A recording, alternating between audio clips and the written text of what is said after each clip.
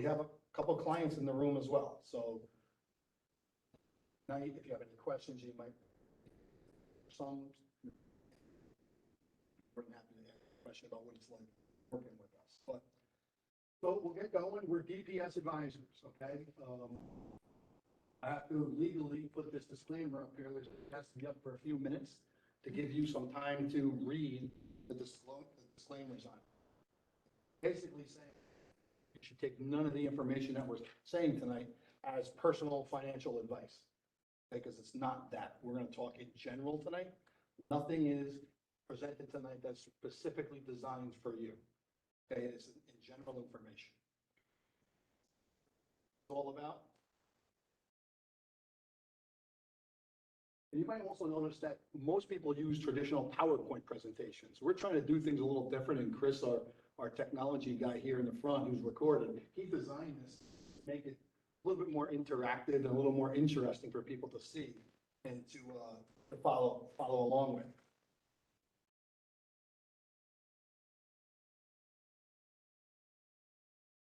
So, why did you accept the invitation, right? Who are we? What are we about? And, why us? We're going to interact with a couple clips, video clips of our TV show, and also some of our videos that we've done. I didn't come from a very wealthy family, and my dad struggled as a beautician. My mom never worked, and we had 4 kids living in a 1-bathroom house. My first memory of money was when I was in grammar school, and I'll never forget, lunch was 50 cents, and my father would give my older brother the $1, and I would have to meet him in the hallway and get the 50 cents change so I can buy lunch. So that's when I realized how hard it is to earn and how you have to respect the value of the dollar. So I want my clients to know that the value of money is important to them and it's important to me. When I'm working with their dollars, I tell them, I understand this is your hard-earned money that you worked your whole life to earn. And we're going to do the best we can to protect their assets. And we appreciate the trust they're giving us. We don't take that for granted. I think what sets us apart is I communicate with my clients regularly. And I think that is the key client advisor relationship. And we have that open door kind of policy in our practice that they know if there's a question, they call my office, they can come in for a cup of coffee and we'll get that question answered, and they have access to me at pretty much any time they want. I don't think there's one set answer what retirement should look like. I think it's different for every individual who comes into your door. It really depends on the person, what their vision of retirement is. I get great satisfaction of helping retirees live out their retirement life and designing and implementing strategies for them and helping them reach their goals. When I started this business with my dad in 1986, I never thought I would get to the point where we are today, where we're impacting people's lives on a positive note. And I'm actually seeing where my kids have taken an interest in taking over this business with me as well. It's something that I created with my dad 30 years ago, and something that hopefully will be around for another 30, 40 years when my kids are running it. Inform and empower people to make better decisions with their hard-earned money so they can enjoy their retirement life, enjoy their retirement goals. And I just help them through the process and implement a retirement income plan that allows them to do what they want. That's what I do.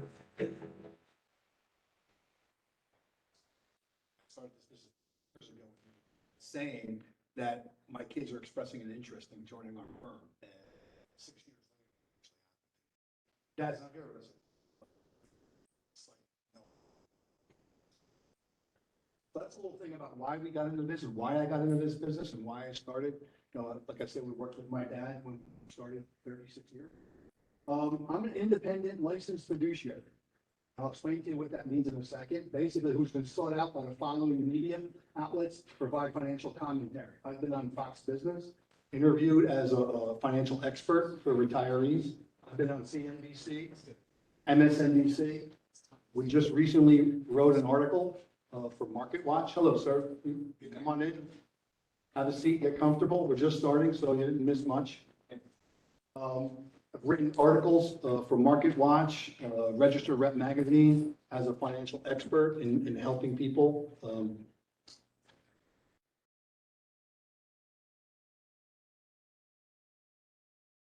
And I'm proud to say that in 36 years, I've yet to be fired by a client.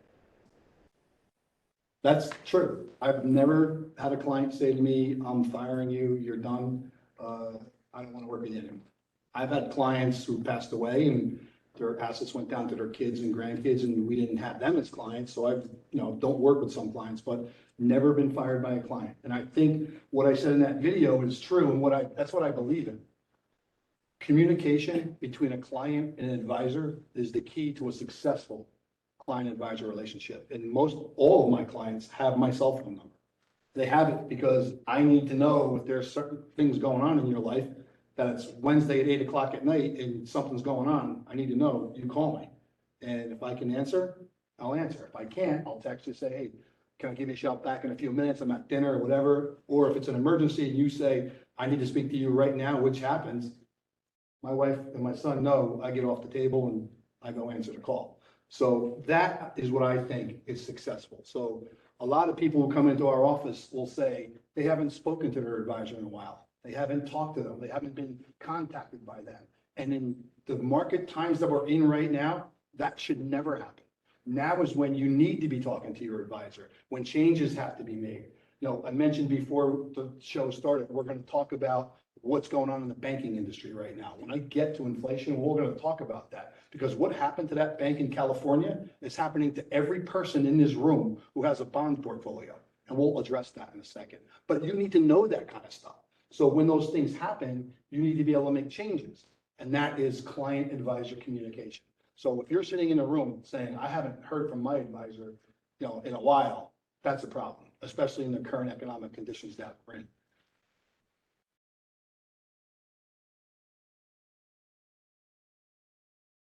So aside from being on some of the TV shows, Fox Business and those things, we have our own television show. We're on New Jersey 12 Network, broadcast every Saturday morning from 8 o'clock to 8:30 in the morning. It's called the Papa Report. It's a half-hour show based on current financial situations that are going on in the world. And we talk about things every week, okay? And actually, News 12 New Jersey sometimes broadcasts it at night at 6 o'clock, 7 o'clock, but our set time is at 8 o'clock Saturday mornings. If you have Optimum Cable, we're channel 61. If you have Fios, Verizon Fios, we're channel 530. We also do a weekly radio show. So 1 hour a week, Sundays at 2 o'clock, I'm on 710 AM, WOR, the voice of New York, 50,000 watt channel. Again, talking about just financial topics that are going on in the world right now. We actually had a person call in off of our show from Minnesota. And Susie asked them, how did you hear about us from New Jersey? She had iHeartRadio, which I didn't even realize that you can do that, stream it on iHeart. That's how big of a radio station 710 AM is. And I was shocked at how many people actually listen to the radio today. We get more calls off of our radio show than any type of social media marketing that we do at all. The radio show is really important. I'm an author of a book. I wrote a book about 15 years ago called Avoiding the Retirement Traps, the 7 financial mistakes that retirees make with their money. And in that book, I talk on our TV show now, the same 7 chapters and same problems are going on today. And we talk about a lot of those things, and we'll hit some of them today as well. And we just started, I'm not too up on this stuff, the Intelligent Investor podcast. We haven't done one of our first shows yet. We're starting to do it probably next couple of weeks. But a lot of people are on podcasts, listening to podcasts, and we're going to have guests come on and we're going to talk about what's going on in their life and how what's going on in the economy, how it's affecting them. So you can look out wherever you get podcasts from, on Apple Podcasts, whatever, will be called the Intelligent Investor Podcast. So we have a presence in the area. We've been in here for 36 years. We've been around this area, Caldwell, East Hanover. We now just moved into our new office space in January of this year in Roseland, off of Eisenhower Parkway. We have a beautiful space there. We built it specifically for our clients and comfortability. We have up-to-date technologies that we're ready to use any tool we need to help you. Because we do believe in educate and empower people so that you can make better decisions with your hard-earned money. That's what we go by. Now, let's get into some topics. So the big secret, Social Security. Everyone's talking about Social Security. When do I turn it on? When don't I turn it on? What's the strategy? Well, There used to be all kinds of strategies that you could do to enhance your benefit, file and suspend with there's husband and wife. There's a bunch of different things you can do. But in 2015, a bipartisan budget act basically ended all of the strategies for Social Security. Okay. And they took away all these different techniques that you should be able to do to increase your benefits. So now it's turned into basically, and this is not an older slide, but in that budget, they said this Social Security disability would be funded until 2022. Okay. Now it's funded to 2037. So a lot of people are saying, I'm here and Social Security is not going to be here next year. That's not true. It's funded to 2037. Okay. And I've said this a million times on any media. There's not a politician I know that would vote to get rid of Social Security or Medicare or Medicaid because they would never get reelected. And the main goal of a politician is not to take care of us, it's to get reelected. Okay? I don't care what side of the aisle you're on. This is not a political conversation. Democrat, Republican, Independent, it does not matter. They all want to be there for 40 years. Okay? So no one's going to vote. So it will get kicked down the road and it will continue to be funded. So if you're questioning whether your Social Security benefit's going to be there, it will be there. It might be different in some form, but it will be there. Okay. And unfortunately now the only decision that we have to make is when am I going to turn it on? Okay. When should I turn it on? What's in my best interest? Okay. So, because we want that. When do I get these checks in my mailbox every month? So first, let's talk about the basics of Social Security, because not a lot of people know what the basics are. Okay. And, when can you file? Okay, not everybody knows. 62 is the earliest you can file for Social Security. Now, should you file at 62? I don't know. That depends on your specific situation, and that's something that we would talk to you about if we're meeting and discussing whether you should turn it on at 62. At 62, you'll see you only get 75% of your benefit. Okay. Now, you used to get statements. Remember, every year you used to get your Social Security statement? Well, they stopped that, right? You don't get them anymore. So you go to socialsecurity.gov, ssa.gov, and you can go and create an account and you can look at all your statements. But you got to do it yourself. You have a little work you have to do. They don't do that anymore. Okay. So if you go to full retirement age, which is 66 or 67, depending on what year you were born, you'll get 100% of your benefits. Okay. Now, the key is if you can go to age 70 and wait to age 70, because then you'll get 132% of your benefits. It's fine. You can make any comments. We like to make fun of ourselves and you're good. It's good. So, but if you do that, you'll get 132% of the benefit. And I do have a calculation we'll show in a couple of slides, the difference in how much money you're leaving on the table if you take it at 62 versus 67 versus age 70. Okay. Now, cost of living. In 1975, they adjusted it for at 3.69%. The average adjustment was 2.15. What happened 2 years ago? What did the Federal Reserve start doing 2 years ago to keep our economy going? What have they been doing? Raising interest rates, right? And we're going to talk a little bit more about that and the effect of it, but they've been raising rates. And what that does to Social Security, though, is it increases the cost of living. As inflation's rising, cost of living is increasing. So in 2022, the cost of living adjustment in your Social Security check was 5.9%. In 2023, it was just announced a month ago, it's 8.7% increase in Social Security checks because of the rising inflation.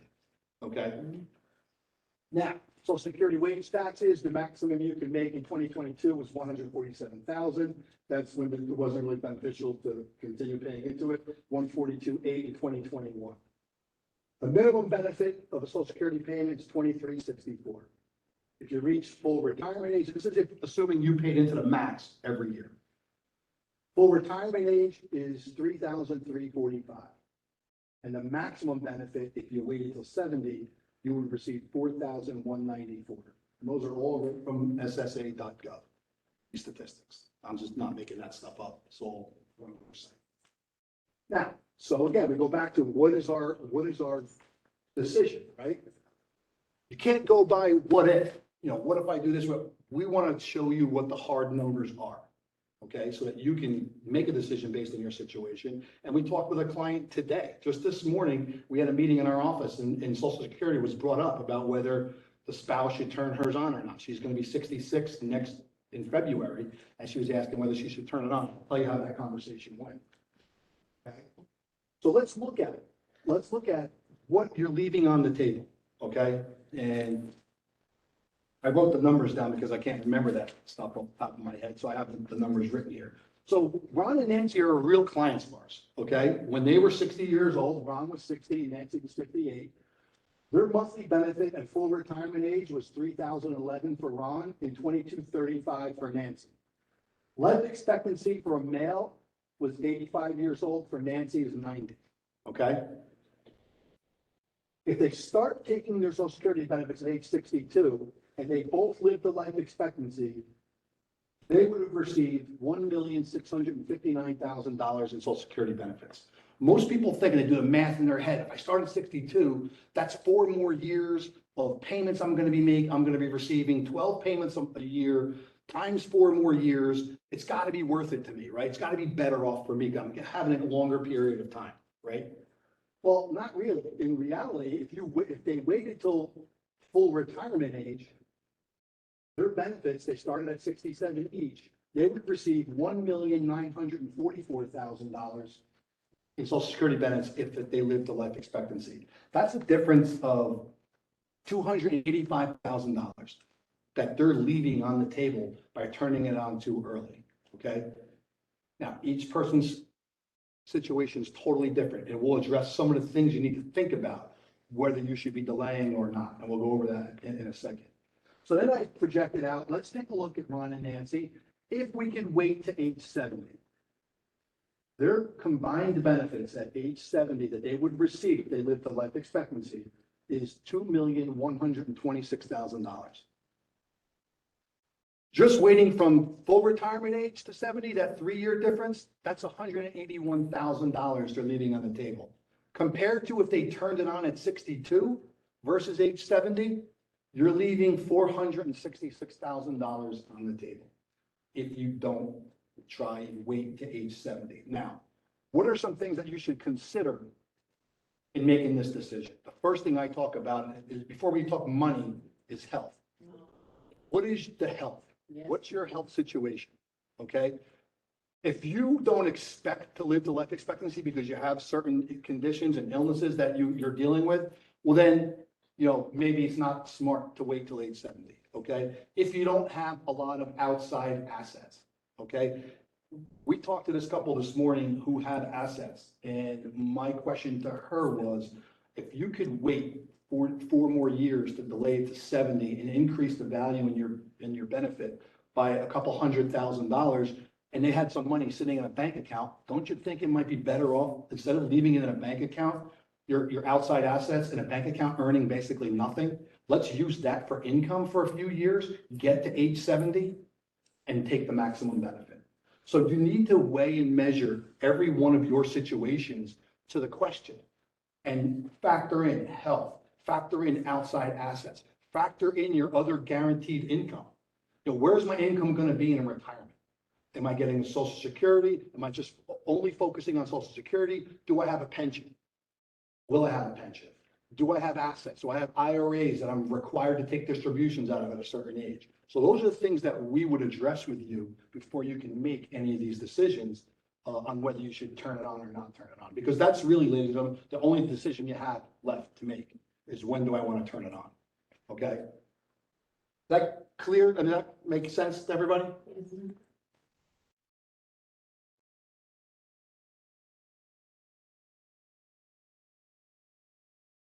So let's move off of Social Security and let's talk about taxes. Income tax.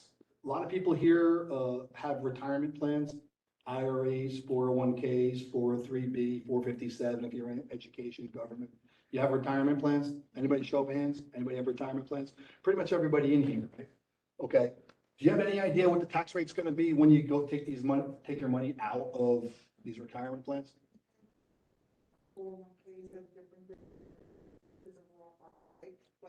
Well, that wasn't the question. The question was, do you have an idea what the tax rate's gonna be when you pull the money out? The answer is no. So think about, I'll give you this, think about this for a second. When you started investing in these plans, they gave you said you're gonna get a tax deduction, your money's gonna grow tax deferred, and when you take the money out, we don't know what the tax rates are gonna be when you take the money out. So imagine if I pitched that plan to you 30 years ago. If I called you up and somehow I got you on a phone and cold called you and I said, hey, I got this great plan. I want you to save some money. You're gonna get a current year's tax deduction. You're not gonna pay any taxes on any of the growth, but when you retire 35, 40 years from now, we don't know what your taxes are gonna be, what the costs are gonna be when that money comes out. Who would do that? Nobody. Everybody in the room will raise their hand. You did it, right? Because we don't know what the tax rates are gonna be. Right? You did that. So again, what are your options? We talk about different things when we're working with clients is how do you want to handle that? How are we going to handle the tax bracket? We have record debt in our country, right? Our debt today listed in, you go on usdebtclock.org. It's scary to go see that. It's scary to go on that website, usdebtclock.org. It is a running tally of our country's debt. And right now, that says in 2021, it was $28 trillion. I did it this morning. It's $31.6 trillion. We are in debt. Every citizen in the United States owes basically $95,000 to the government if we wanted to get out of debt. That counts newborns to people who are 105. Every US citizen owes $95,000 if we want to get out of debt. So where do we think taxes are going to be going between now and 20 years from now? Okay.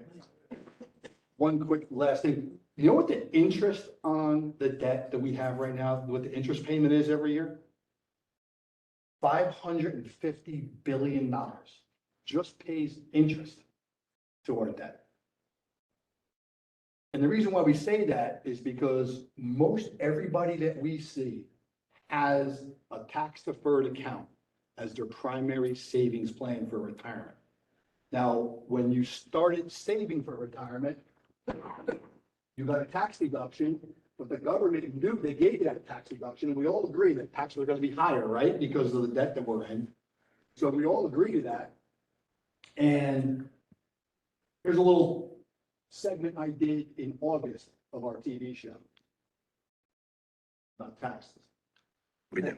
You were telling me some great things before we came on the air about taxes. You actually made me feel good because I was worried about taxes this year. Let's talk about that. Yeah, because some of the stuff we're going to talk about today is on taxes on qualified plans. And, you know, people don't realize when you use the tax code to your advantage, and there's nothing illegal about it, Right. but using the tax code to your advantage, you have opportunities to convert taxable IRA money into tax-free money later on.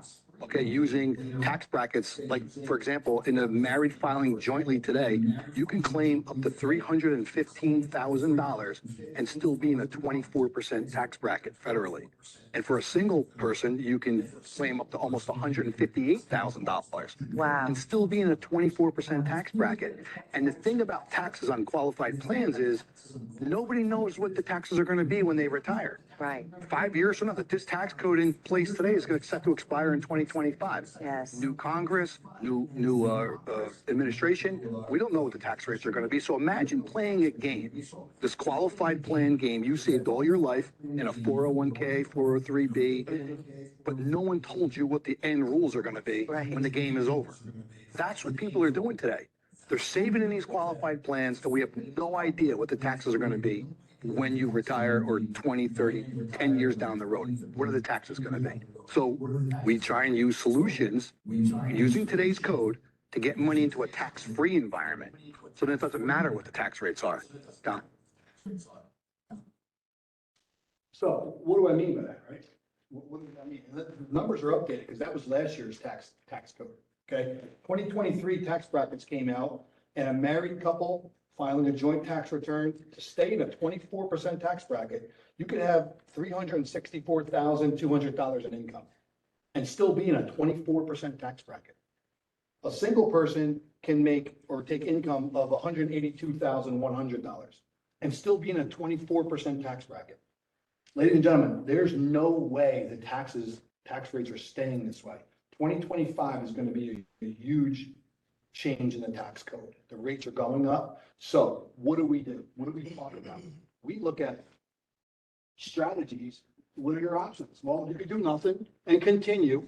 If you're not 73 years old, you can continue and just let the money grow and let it just sit there. And at 73, you can take out your distributions, your required minimum distribution, okay? Because everyone here knows that that was changed, right? It used to be 70 and a half that you had to take the required minimum distribution. 2022, they moved it to 72. And then right before the year end in the Secure Act 2.0, there was a little bit of a benefit there as well. They increased it to 73. And then in 2035, the RMD is going to go to 75 years old. Okay, so they're pushing the RMDs out. So now it's at 73. So working with today's tax code, we look at clients' returns and say, hey, what are your options? Well, you can do nothing and defer into the unknown because we don't know what the tax rates are going to be. Or we know what the rates are right now. So maybe working with your tax return, we can pull out a little bit of money out of those qualified plans, move it into a tax-free environment, into a Roth IRA. Somebody mentioned Roth IRAs before. So I know I'm going to pay a little bit of tax now because the tax rates are the lowest they're going to be in the rest of our lives. Okay. This is the lowest they're going to be. They're not going to go any lower. They're going to only go higher. So maybe my strategy is I'm going to convert a little bit at a time, get it out of the qualified taxable account and move it into a tax-free account. So that all my future growth, all my future income, and especially if you're looking to pass on assets down to children and grandchildren, that goes tax-free. Because if you pass on an IRA to a child, they have to take the money out within 10 years. So they just add those dollars to their current income streams. You don't want to pass on IRAs. You're basically passing on a bill to your clients, to your kids. You want to pass on tax-free dollars. So what are your options? You need to look at some what we call tax-efficient planning options. Contribute to Roth IRA. If you're contributing now, you're still working and you're saving money, save into a Roth IRA. Everyone in here, I think, except for Luke, who's older than 50, you can contribute $7,500 into a Roth IRA every year because of the catch-up provision. And the Secure Act 2.0 increased it from $6,500 to $7,500. So you should be saving in tax-free buckets. You don't want to just have taxable buckets, which is everyday tax, and tax-deferred buckets, which is later on tax. You want tax-free buckets as well. And we develop strategies and solutions to do that, okay? And if you can, we also talk about living benefits in life insurance policies, if that's something that we're looking at. Okay, if we want to pass on a lot of assets down to heirs, tax-free, but health is involved with that. So it's just an option that we would go over with you, but whether you do that or not. The Roth IRA is pretty much the one that we use on a regular basis, okay? But as a licensed fiduciary, my job on your team is to basically describe every financial tool that's out there and explain the pros and cons of every one of them and how it can work for you and what are the negatives of it. Because every investment out there has a negative, okay? The questions you should ask anybody who you're working with is not what the positives are, what's the most I can get with this investment, what are the negatives, what are the downsides, okay? That's what you should be asking advisors, not what's the best you can get out of it, what's the worst thing that can happen, okay?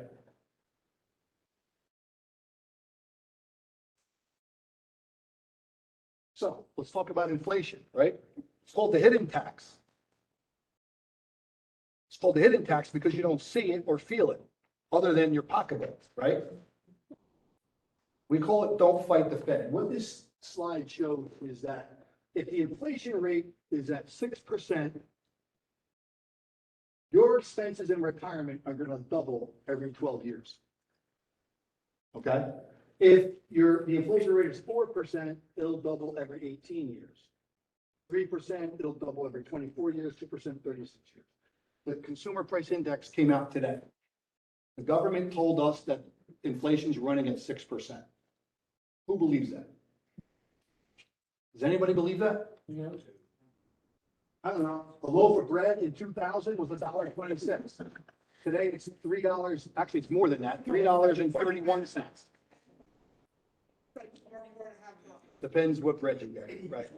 A dozen eggs, I'll just give you percentages now. So this you can read, milk, ground beef, a movie ticket, gallon of gas. You see the price differences. That's way more than 6%. A dozen eggs in the last year is up 70%. A bag of rice is up 13%. Coffee, I mean, everybody drinks coffee, right? Tea, coffee, tea, same thing. I actually don't drink coffee, but a lot of people do. Coffee's up 12%. Butter, we all use butter, right? 21% increase since last year in the price of butter. Soup, I like soup. Everybody else like soup? It's up 15% since last year. And left cheese. Linda likes yellow American, love it on a sandwich, right? It's up 15% from last year. So what does that mean to people who are in retirement who are on fixed incomes, right? So if the average person's gonna live to 85 years old, that means retirement, they retire at 65, they're gonna live to 85, that's 20 years in retirement. If inflation is running at 6%, your expenses are gonna double every 12 years. If inflation runs at 8%, it's gonna double every 8 years. That means your expenses are gonna double 3 times in your retirement life. Are you ready for that? We talk about stress-free retirement. If you watch our show on TV on Saturdays, or you listen to our radio show on Sundays, we talk about living a stress-free retirement. How do you live a stress-free retirement? And the answer is pretty simple.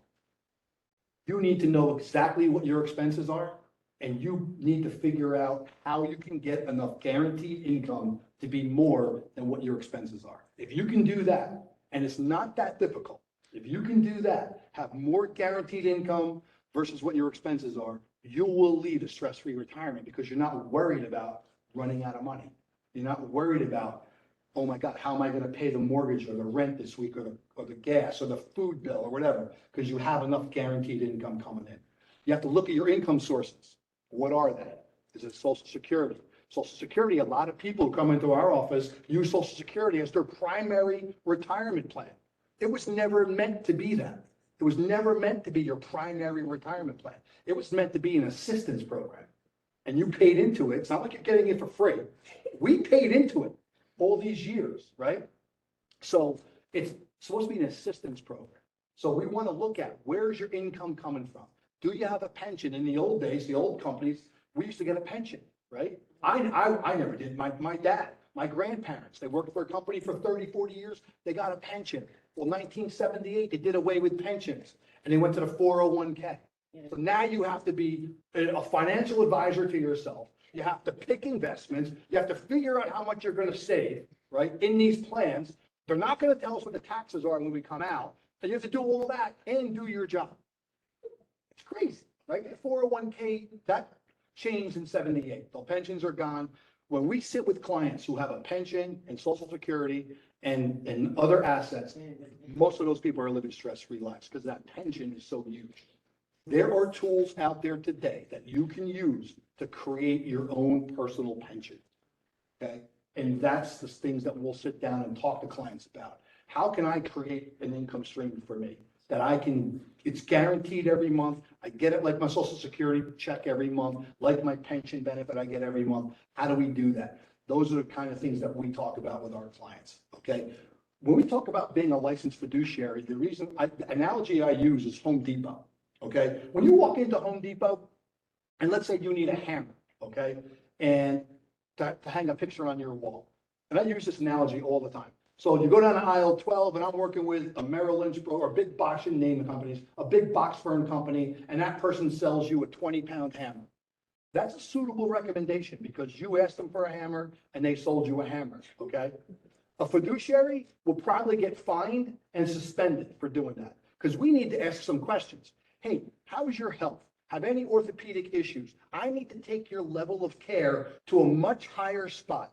The SEC and FINRA and the state of New Jersey put us at a much higher spot for our standard of care for clients than just a suitable recommendation. So I need to bring you down the aisle with hammers And from 1 pound hammers to sledgehammers, ask you those questions. Let's find the hammer you can actually swing to hang that picture. That's a fiduciary recommendation. So what we'll do, depending on what your situation is whatever job we're trying to do, we act like Home Depot. My job is going to be to tell you what tools are available, what the pros and cons are, and the costs of each one of those tools, so that you can be educated and empowered to make a better decision with your hard-earned money. That's what a fiduciary does. If you're not working with a fiduciary, you're making a big mistake, okay? You need to be working with a fiduciary. There's only two kinds that are fiduciaries: certified financial planner or a registered investment advisor. I'm a registered investment advisor regulated by the SEC in the state of New Jersey. I don't care if someone tells you they're fiduciary. If they do, ask them which kind. There's only two. Okay, our license dictates that. So back to our hidden tax of inflation. Okay, let's talk about what happened with the banks. Right, SVB Bank, Silicon Valley Bank, it's California. All the technology companies were involved in that bank. So really, not really going to affect middle America, right? But it's having an effect because when a bank goes down, confidence in the banking system goes down, and the economy gets hurt, right? So what actually happened? I said this before. I'm going to explain. What happened to this bank is what's happening to every person in this room if you have bonds in your portfolio. Why do people invest in bonds? It's supposed to be safety. Supposed to be safety. Okay, and I'm moving on to the next slide. We'll talk about it. Okay, we talk about depth of drops, right? The S&P 500 last year was down 20%. The Dow Jones was down 15%. The NASDAQ was down almost 30% last year. Bonds were down 25% last year because we were in a rising interest rate environment. The Federal Reserve has kept rates artificially at zero since 2008, the last recession that we had, right? When that banks collapsed in 2008, and the mortgages collapsed, and real estate collapsed, and investment companies collapsed, the Fed jumped in and lowered rates to zero. And they've been artificially at zero for basically 14 years. So now they decided that they have to start raising rates because inflation is rising and the economy is running way too hot. Their only option is to raise rates. So if you have a bond portfolio, and we call this the perfect storm last year of investing, every sector of the economy in your portfolio was down, right? So if you sat and looked at your portfolio from January to December, and you were down 25% last year, you were the perfect storm. What happened to you is what happened to the bank in California. So basically, here's what happened. When we look at a client's bond portfolio, I want to see what the duration is. How long does that bond stretch out and go for? If you have a 10-year bond, right? Let's say you invested in this bond fund and it's a 10-year, the average age of duration is 10 years, and you're getting 4% on that bond, right? For that 10-year period.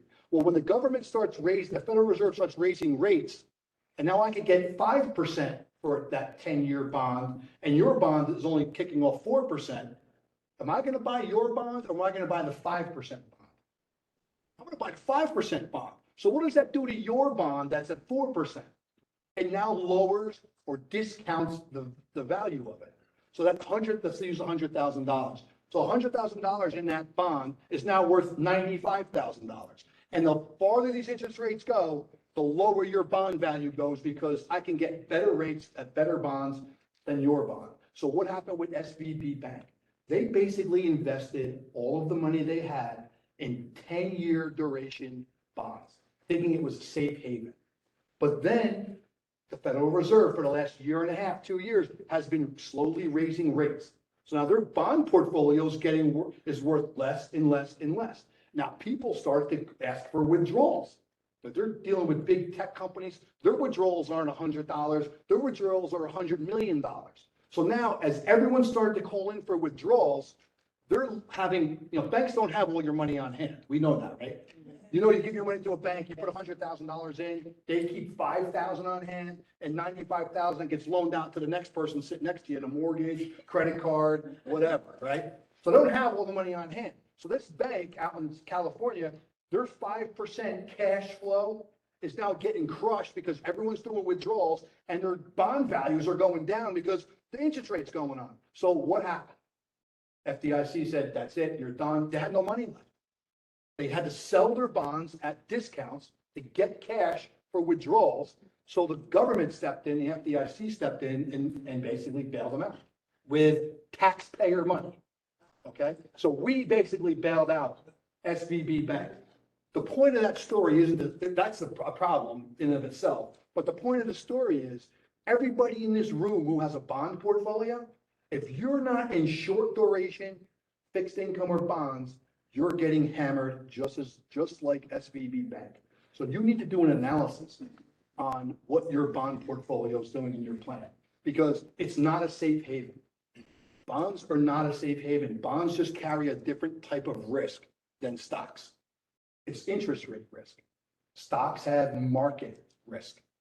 Bonds have interest rate risk. So when we see a bond portfolio, we're analyzing what is happening with that bond portfolio. What's the rating of the bonds and how long is the duration?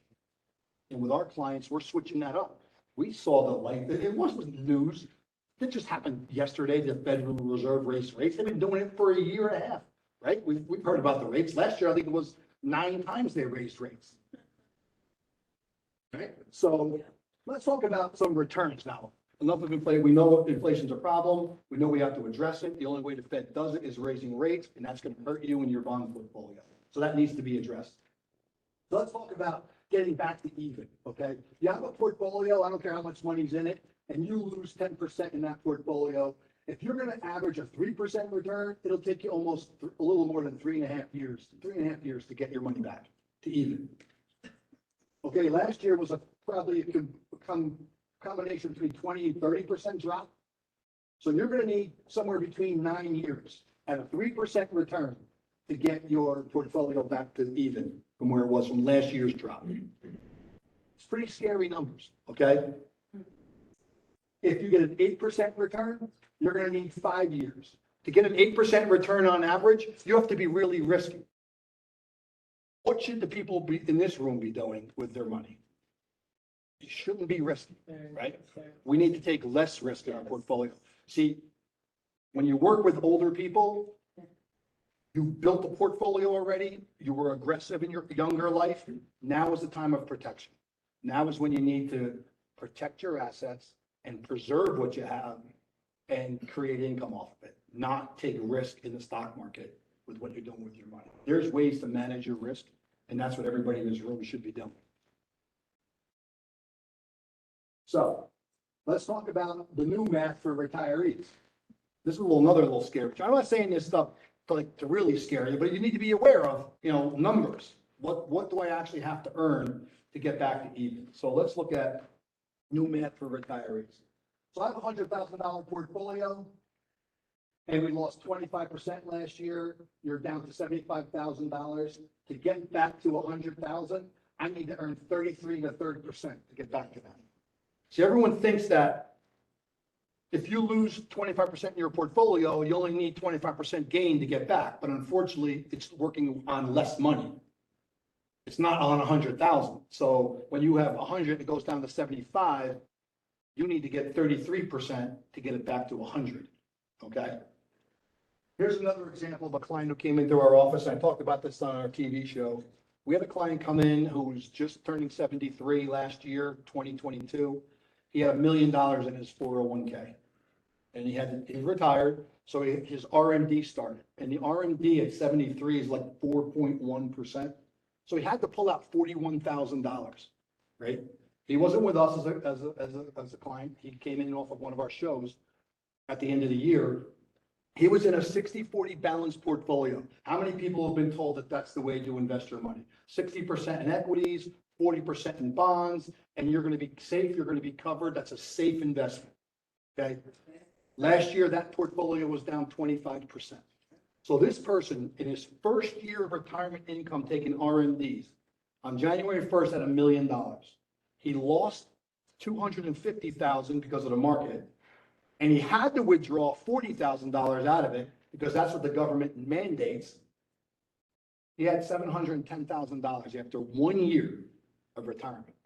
his life expectancy is 15 more years, right? So if you're sitting here thinking, oh, I can manage my portfolio, I can pick the best equities, the best bonds, the best everything, you need to really be careful what you're doing, because taking market risk when you're pulling money out of these accounts is a huge, huge gamble, okay? You need to, your focus needs to be preservation and create income, not take market risk. And don't listen to the Wall Street guys that say 60%, 60-40 mix, 50-50 mix.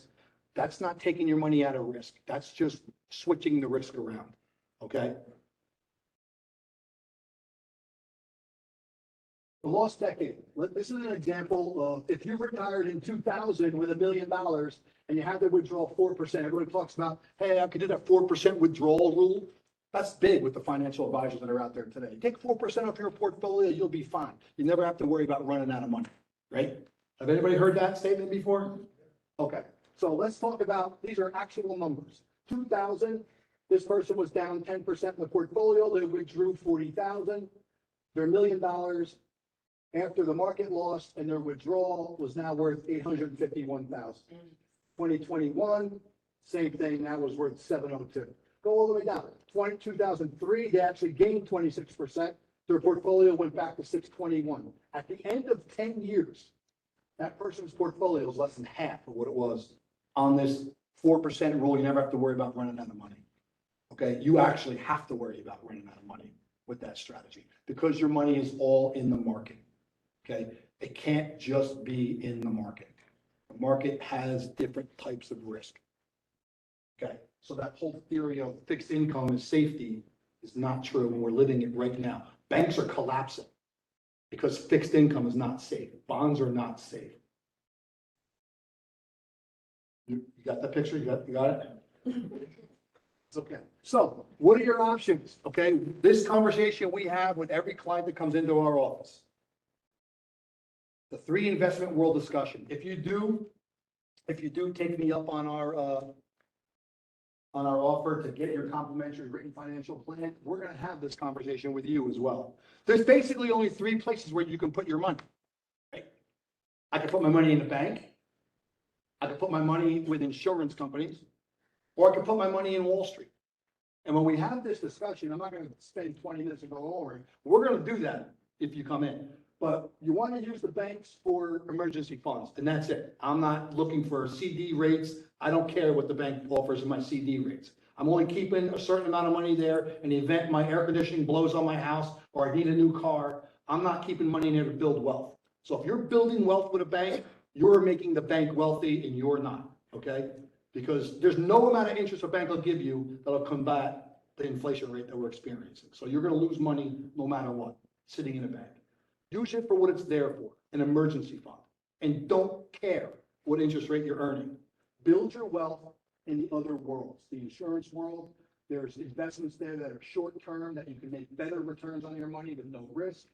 There's also the right way to invest in Wall Street. So split your money up amongst the 3 different investment worlds and you will live a stress-free retirement because not all your money is going to be in the market. And when the markets are down, you don't have to touch bucket number 3 to let it recover because it always does recover. We go to the first 2 buckets. So split your money around, have a truly diversified portfolio, and you can live a stress-free life, retirement. And we can create income from the middle and third world to create that guaranteed income stream so your income's more than your expenses. Get you to the stress-free retirement. That's what the name of the game is. Okay, I talk about what your investment philosophy should be as you get older, okay? It's basically 3 rules you should have. Number 1 is protect my principal. I say that number 1 because it's the most important. Because once you get to your age, your pot of money is your pot of money. Unless you're going to inherit a ton of money or you're going to hit the lottery, which never happens to anybody that we know, your pot is your pot. So the number 1 rule has to be protect your principal. And Serge, you know that, right? Because that's what we do. Protect your principal. Give me some income because I need to create income to cover my expenses so I can have that stress-free retirement. That's rule number 2. And rule number 3, if we can, grow it a little bit. See, the problem is What a lot of people do is when they go into retirement, they still invest as if they're still working. So when you are working and building your portfolios, you can be aggressive and can be risky because you're putting money in. That's okay when the market goes down because you're buying more shares or whatever you have. When you're older and you're pulling money out of your investments, it's the complete opposite. You're crushing your portfolio, you're selling shares that are going down, and you're not contributing. So when the market rebounds, you're going to have less shares in there for the rebound. So it's completely different when you're in retirement. So you want to invest knowing what the retirement rules of investing are. And that's what the 3 rules are. Rule number 1 is the most important: protect your investment. Okay? Protect your principal. This 3 investment world discussion we will have with you if you choose to take us up on our offer of getting a written, free, complimentary written plan. So where do you go from here? We create a diversified planning strategies report, okay? And there's no obligation, you're not obligated to do anything here. We educate, we empower people to make better decisions with their hard-earned money. We have 36 years worth of experience. We're not new on the block. I've been around for the market crash in '87. I just started in the business when that happened. I was around for the 2000 market crash, the dot-com bubble, the 2002 market crash, the 2008 market crash, the 2020, 2022. I've been around for a long time. I know how to deal with retirement people, with retirement assets to protect your principal and create income. That's what we do. So as part of our contract with Montclair State that when we signed on to have our event here, is we promised we would offer everybody, you're entitled to a complimentary written financial plan by our team of certified financial planners. Okay, what does that require? It does require you to come into our office, make an appointment with Sue and Debbie are outside, come in, spend an hour of your life, bring your statements so we can review them, and we'll analyze those statements. And we'll show you how long your duration is on your fixed income portfolio, how much risk you're taking on your equities. Okay, we'll give you that complimentary written financial plan. You can take it. It's free of charge. You're not obligated to do business with us. You don't have to, but you'll now know what is going on in your portfolio and how you should fix it if there are issues. And as a licensed fiduciary, you'll know that if you have good stuff in your portfolio, I'll be telling you that because I have to. That's my job. I've been doing it for 36 years. If you got something that's really good, you got to keep that, and we'll tell you that. So it's a second opinion. You're entitled to it.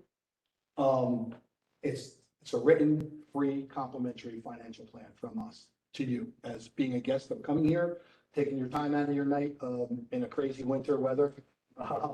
So that's kind of our presentation. I hope you got educated a little bit with what we were saying and what we were talking about. You learned some things, hopefully. And if you are interested in taking us up on that free written complimentary financial plan, just need to talk to Sue and Deb on the way out. We'll get you a date in the calendar. We're flexible. And we'll go from there. And if you don't, thank you very much for coming. You'll be invited to a bunch of different things that we have since you've already have come to one of our things. So you'll be on our mailing list, our email distribution stuff to get a lot of information from us. Okay, so again, thank you very much for coming. I appreciate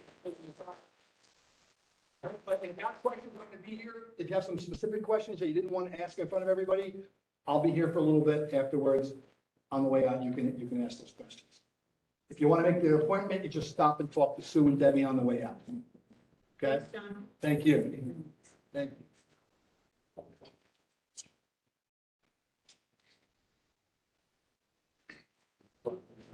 Yeah, well, there we go.